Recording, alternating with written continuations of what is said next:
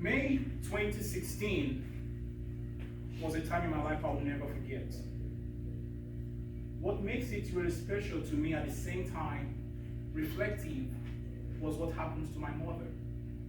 So she woke up one morning, came to my door and knocked. Of course, I did wake up, went to her and I asked, Mom, what's the problem?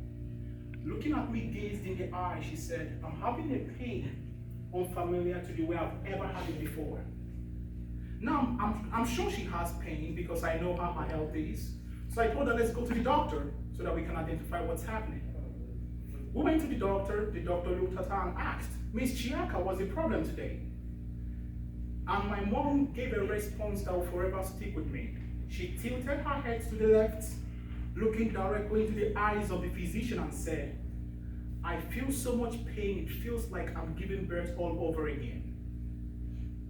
Now, if you look at the country today, only 10% of people that are actively involved in weight loss are able to succeed only via dietary. In other words, they believe that dieting is the only solution to how we as a people can be active and combat weight loss is not good enough.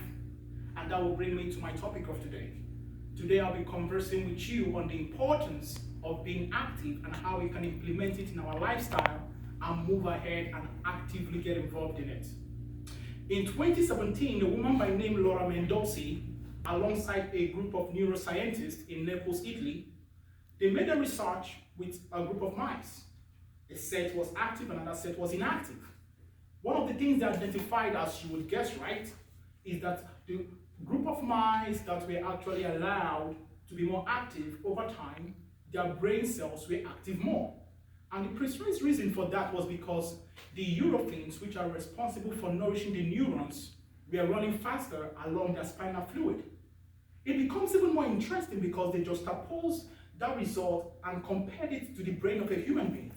And what they said was this, that in a human being, the degeneration of the neurons are twice faster able to happen if it is not taken care of. Now you begin to ask yourself, how is the research in Italy compared to what is happening today in the United States? And that's why you have that paper in your hands. Now the ADAA stands for the Anxiety Depression Association of America. They came out with a very alarming statistics that actually agrees with the finding of these researchers. And they said about 14 million individual young adults between the age of 18 and above are actively suffering from depression as a result of not being active today. Now you begin to ask yourself, with all of this alarming situation, what can we as a people do to bring solution to it? Well, that is why we are all here together.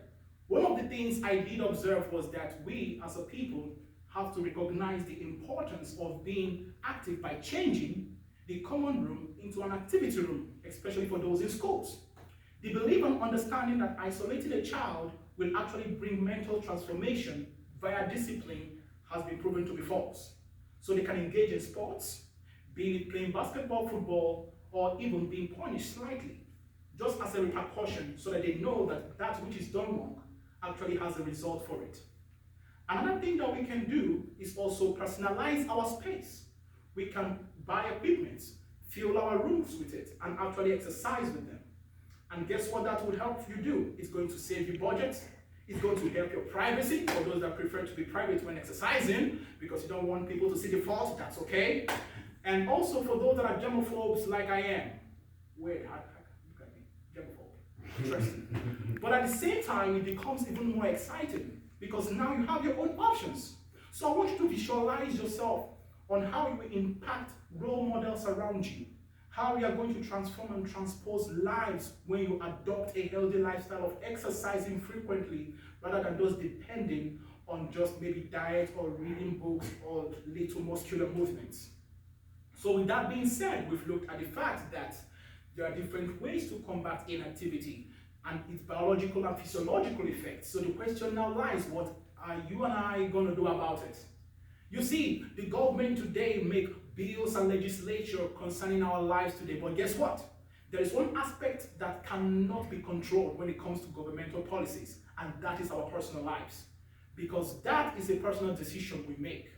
So at the end of the day, it is paramount that as we live here today, we are congruent to the fact that anything we do, we should be dependent on that which is right rather than that which is wrong. Because the last thing I would want to happen to anyone here is that after this conversation and after leaving this place, you go back to a doctor and they look at you just like the way they looked at my mom and told her after she complained that her pain was more like she was giving better gain. And the doctor looked at her and said, you know what, ma'am? If you had actually been active enough, this pain wouldn't have actually gotten to this level.